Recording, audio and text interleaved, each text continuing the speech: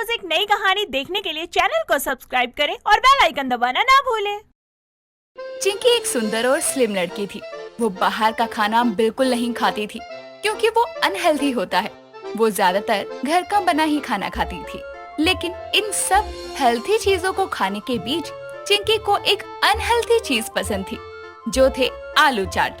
चिंकी को आलू चाट इतने ज्यादा पसंद थे कि वो कभी भी आलू चाट के लिए मना नहीं कर सकती थी। एक दिन चिंकी और उसकी दोस्त नेहा कॉलेज से घर आ रहे थे।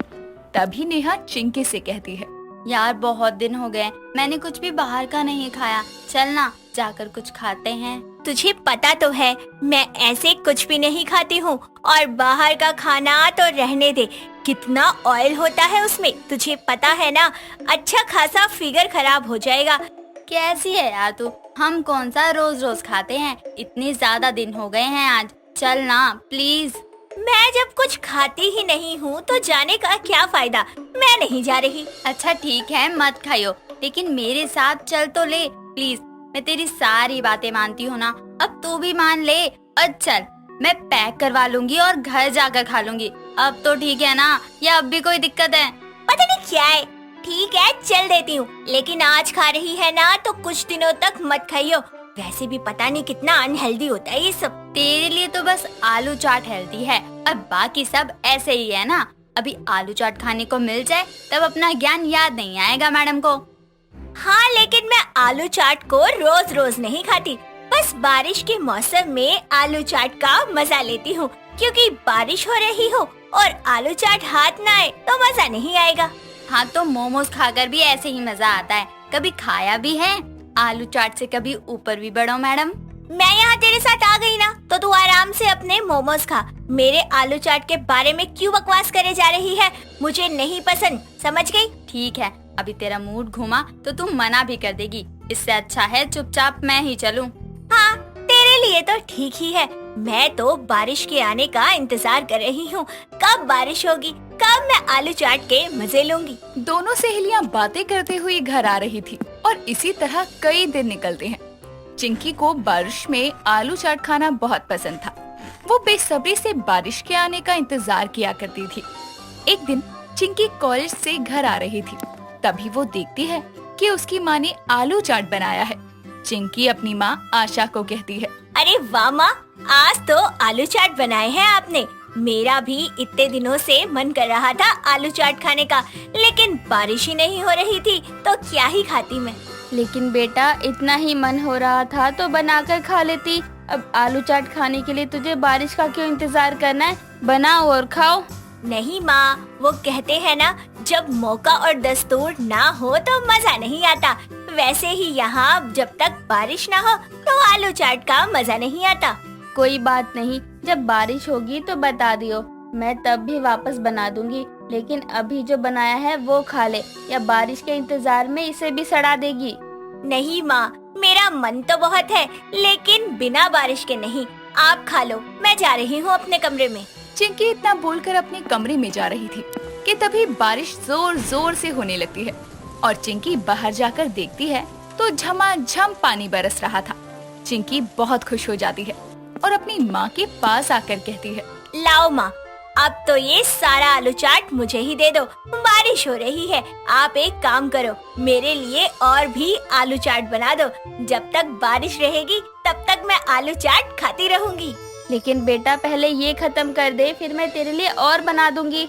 माँ आप तो बस ये समझो अब खत्म आलू चाट, क्योंकि बारिश जितनी तेज हो रही है उससे ज्यादा तेज रफ्तार में तो मैं ये आलू चाट खा जाऊंगी। हाँ लेकिन इतने सारे हैं, थोड़े तो मुझे भी दे, अभी तक तो तू मना कर रही थी और अब और खाने हैं।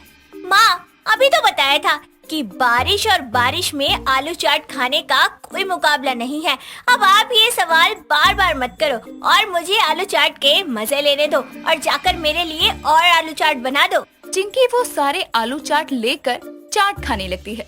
जहाँ घर के बाहर बारिश से बचने का छप्पर था, वहीं बैठकर चिंकी आलू चाट का आराम से मजा ले रही थी और आशा चिंकी के लिए और आलू चाट बना रही थी। जब जब बारिश होती चिंकी चली जाती आलू चाट खाने और आशा बेचारी आलू चाट बनाने। ऐसे ही कुछ दिनों बाद चिंकी घर में बैठी हुई थी कि तेज बारिश होने लगती है। तभी वो आशा को बुलाकर कहती है, माँ, बाहर बारिश हो रही है, आलू चाट बना दो ना। मैं नहीं बना रही, जिसे खाना है वो अपने लिए खुद बना ले। एक बार बनाकर क्या दे दिया, तुमने तो मुझे नौकर ही बना दिया है। नहीं माँ, आप ये क्यों बोल रही हैं? आलू चाट बनाने में क्या परेशानी है आपको? बना दो ना, वरना बारिश बंद हो जाएगी, प्लीज। हाँ, लेकिन घर में आलू नहीं है, खत्म हो गए हैं, इसलिए अब इस बारिश में आलू चाट के लिए मत बोल। हाँ तो क्या हुआ माँ, अमन से बोलकर मंगवा लो ना। क्या करता है सारे दिन घर में पड़े पड़े, ले आएगा आलू, कम से कम कुछ काम तो कर लेगा। तू भी तो घर में पड़ी ही रहती है ना, तो जा तू ही ले आ। अपने भाई को क्यों बारिश में भेज रही है? खाना तुझे है तो तू लेकर आ। मैं चली जाऊंगी तो टाइम लगेगा ना, आप अमन को बोल दो ना, वरना बारिश बंद हो जाएगी। यही पास में से तो लाने हैं, बोल दो ना, या फिर बना बनाया ही आलू चाट ले आए। आप बोलेंगी तो वो मना नहीं करेगा, मैं बोलूंगी तो 70 बहाने बनाएगा। मैं कुछ नहीं बोल रही, तुझे खाना है तो जाकर तू खुद बोल और जाकर खुद लेकर आ, तेरी मर्जी। चिंकी अपनी माँ से बातें करने के बाद अपने भाई अमन के पास जाती है और अमन से जाकर कहती है, भाई सुनना, एक काम कर दे प्लीज, तू मेरा प्यारा भाई है ना, कर दे। क्या बात है, आज तो बड़े प्यार से बोला जा रहा है। अब सच बता दो, इतना मक्खन क्यों लगा रही हो? आखिर काम क्या है? घर में ना आलू खत्म हो गए हैं, तो तू बाहर जाकर आलू ला दे। मेरा ना बड़ा मन कर रहा है आलू चाट खाने का। ठीक है, बारिश बंद होने दो, फिर जाकर मैं ले आऊंगा आलू, ठीक है ना? मुझे पता है आपको बारिश में आलू चाट खाना बहुत अच्छा लगता है, लेकिन मैं बारिश में नहीं जाऊंगा, बारिश बंद होने के बाद ही जाऊंगा। नहीं ना, मुझे अभी चाहिए घर में आलू। अरे बारिश हो रही है, मुझे आलू चाट खाना है अभी, तो बारिश बंद होने के बाद जाएगा क्या? प्लीज चला जा। नहीं, मैं नहीं ला रहा, इतनी बारिश हो रही है, भीग जाऊंगा, बारिश बंद होने के बाद ले आऊंगा ना। तो मेरा भाई नहीं है क्या? एक ही तो काम बोल रही हूँ, चला जाना प्लीज प्लीज। और साथ में ना अपने मनपसंद नूडल भी ले आइयो अब, ठीक है? ठीक है, इतना बोल रही हो तो ले आता हूँ, लेकिन अपनी बात पर रहना, जो बोलूंगा वो करना पड़ेगा आपको। ठीक है, लेकिन बारिश के मौसम में जब भी घर पर आलू नहीं होंगे ना, तो तू ही लेकर आएगा, वो भी बिना कोई नखरा दिखाए। ठीक है। अमन चिंकी के लिए आलू चाट लेने चला जाता है और इसी तरह अब चिंकी का रोज का ही हो गया था। जब भी बारिश आती तो वो अपनी माँ भाई को काम पर लगाकर बारिश में आलू चाट का मजा लेती। कुछ दिनों बाद इतना ज्यादा आलू चाट खाने की वजह से चिंकी को लूज मोशन हो जाते हैं। वो बार बार वॉशरूम जा रही थी। थोड़ी देर बाद वापस से बारिश होने लगती है तो आशा और अमन चिंकी के पास जाते हैं और अमन चिंकी से कहता है, लेकर आऊं आलू या सीधा आलू चाट बना कर लाऊं? बताओ आज आप क्या खाओगी, आपके लिए वही होगा। हाँ जा, पूछ क्या रहा है, लेकर ही आजा, खा ही लेगी, आलू चाट तो है ना। इनका सही है, पूरे साल भर हेल्थ हेल्थ करती रहती हैं और बारिश के आते ही वॉशरूम में चली जाती हैं। इन्हें पता है कि इन्हें आलू चाट नहीं खानी चाहिए, लेकिन फिर भी खाती रहती हैं। आप दोनों यहाँ मेरी हालत के मजे लेने आए हो। इस बार तो बहुत ज्यादा हालत खराब हो गई। आलू चाट खाना तो दूर की बात है, मैं तो सोचूं भी ना। ऐसे कैसे, बारिश में तो आलू चाट खाने का मजा आता है और तुझे तो आलू चाट बहुत पसंद है। कोई नहीं, खा ले मेरी चिंकी चटोरी आलू चाट की। हाँ माँ, मैं आपकी बात समझ गई, लेकिन अभी मुझे वॉशरूम जाना है, बातें बाद में। चिंकी को इतना आलू चाट खाना बहुत भारी पड़ जाता है और अब वो बारिश में आलू चाट खाना कम कर देती है। कार्तिक अपनी दोस्त संभव के साथ बैठा एक क्लब में ड्रिंक कर रहा होता है। तभी वो उस क्लब के अंदर एक लड़का और एक लड़की को साथ में बड़े प्यार से एक दूसरे के साथ नाचते हुए देखता है, जिस पर संभव बोलता है, भाई ये प्यार भी क्या मस्त चीज है ना। मतलब एक लड़की आपके लिए अपनी पसंद, अपना घर, सब कुछ छोड़ने को तैयार हो जाती है। आपका फेवरेट खाना उसका फेवरेट बन जाता है। कितना रोमांटिक लगता है यार ये सोचकर। तुझे किसने कहा प्यार में ऐसा होता है? अबे साले, प्यार के साइड इफेक्ट कोई नहीं बताता। अब ये लड़का और लड़की क्या गारंटी है कि प्यार से डांस कर रहे हैं? लड़की ने धमकी देकर भी तो नाचने को बोला होगा, क्योंकि लड़कियों के लिए बॉयफ्रेंड नहीं कुत्ता होता है, जिसको वो अपने तरीके से घुमाना, चलाना और नचाना चाहती है। तू पागल है क्या? तूने वो कहावत नहीं सुनी क्या?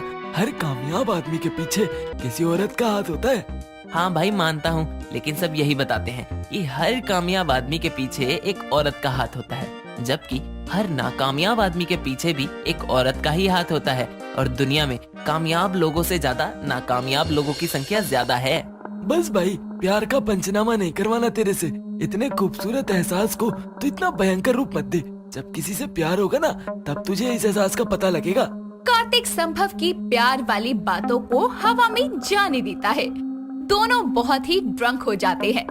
तभी उनके पास एक नेहा नाम की लड़की आती है जो कार्तिक के पास आकर बोलती है, हे, क्या मैं यहाँ बैठ सकती हूँ?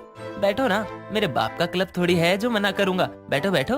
ओके, वैसे तुम्हारा नाम क्या है और इतनी ड्रिंक कर ली है तो तुम घर कैसे जाओगे? तुमसे मतलब कौन हो तुम? मम्मी हो मेरी या गर्लफ्रेंड? नहीं ना, तो दूर रहो। ओके, नेहा उसी क्लब में बैठकर थोड़ी बहुत ड्रिंक करने लगती है। कुछ देर में संभव और कार्तिक एक दूसरे को संभालते हुए घर ले जाने लगते हैं, लेकिन दोनों ही ज्यादा नशे में होने के कारण गिर जाते हैं। ये देखकर नेहा क्लब गार्ड की मदद से उनको उनकी कार तक लेकर जाती है और दोनों की जेब में कार की चाबी ढूंढती है। साथ ही उसको उनके घर का एड्रेस भी कार्तिक की आईडी से पता चल जाता है, जिसके बाद वो उन दोनों को घर छोड़कर अपने घर निकल जाती है। अगली सुबह खुद को घर में देखकर कार्तिक संभव के मुंह पर पानी फेंकते हुए बोलता है, अबे साले, हम घर कैसे आए? तू लाया था क्या? मुझे तो अपना होश नहीं था, तो ये कैसे पता होता कि घर कैसे आए? शायद उस क्लब के लोगों ने छोड़ा होगा। यार, उनके पैसे भी नहीं दिए थे मैंने। चलो उठ, देकर आते हैं। कार्तिक और संभव वहाँ अपना रात का बिल क्लियर करने जाते हैं, जहाँ उनको पता चलता है कि उनका सारा बिल उस लड़की ने भर दिया जो रात उनके साथ थी। साथ ही वही उनको घर छोड़ने तक गई थी। ये जानकर संभव कार्तिक से बोलता है, भाई कौन सी लड़की? मैंने तो देखी नहीं थी कोई लड़की। ये कोई आत्मा वात्मा तो नहीं? साले, इतने नशे में रहेगा तो कैसे पता चलेगा? थी एक लड़की जो कल रात चेप हो रही थी, वही होगी। अब उसको ढूंढकर पैसे देने पड़ेंगे। क्या मुसीबत है। कार्तिक क्लब से उस लड़की का नंबर जानने के बाद उसको कॉल करके एक रेस्टोरेंट में मिलने बुलाता है, जहां वो उस लड़की नेहा को उसके पैसे देते हुए बोलता है, ये लो, तुमने कल जो हमारा बिल भरा उसके पैसे, और थैंक यू मुझे और मेरे दोस्त को घर छोड़ने के लिए। इट्स ओके, लेकिन तुम ये प्यार से भी तो बोल सकते थे ना। मतलब मैंने तुम्हारी मदद की और तुम मुझसे इतने रूखे तरीके से बात कर रहे हो। मैं ऐसा ही हूँ, मुझे लड़कियाँ पसंद ही नहीं है। इसीलिए ये मत सोचो कि मैं तुम्हारे साथ ऐसा हूँ। मैं सबके साथ ही ऐसा हूँ। कार्तिक अपनी रूखी बातें करने के बाद कुछ देर में चला जाता है, लेकिन अब फोन नंबर एक्सचेंज होने के बाद नेहा खुद से कार्तिक से बातें करने लग गई थी, और कार्तिक भी आखिर कितना ही इग्नोर करता, वो भी उससे बातें करने लगा। बातों बातों में कार्तिक नेहा के हिसाब से बदलने लगा। उसका रूखा स्वभाव अब नर्म हो गया और उसको नेहा से प्यार हो गया। दोनों ने एक दूसरे को प्रपोज करके अपनी रिलेशनशिप की शुरुआत कर ली, जिसके बाद से कार्तिक बड़ा ही खुश रहता। और एक दिन वो अपने कमरे में साथ लेटे अपने दोस्त संभव से बोलता है, संभव यार, तूने सही कहा था। प्यार एक खूबसूरत एहसास है। किसी से प्यार करने पर ही ये पता चलता है। नेहा और मैं एक दूसरे से बेहद प्यार करते हैं। रोज सुबह उसका मुझे ये बताना कि मैं क्या पहनूं क्या ना पहनूं, मुझे बहुत अच्छा लगता है। अच्छा साले, अब अच्छा लगता है। जब मैं बोलता था तब तो तेरे तेवर ही कुछ अलग थे। अरे तब प्यार नहीं हुआ था ना भाई। कार्तिक अपने दोस्त संभव से बातें करते करते कब सो जाता है उसे पता ही नहीं चलता। अगले दिन जब कार्तिक और नेहा कहीं घूमने जाने वाले थे, तो कार्तिक नेहा की ड्रेस को देखकर बोलता है, ये क्या बेबी, ये ड्रेस तुम पर अच्छी नहीं लग रही, कुछ और ही पहन लेती।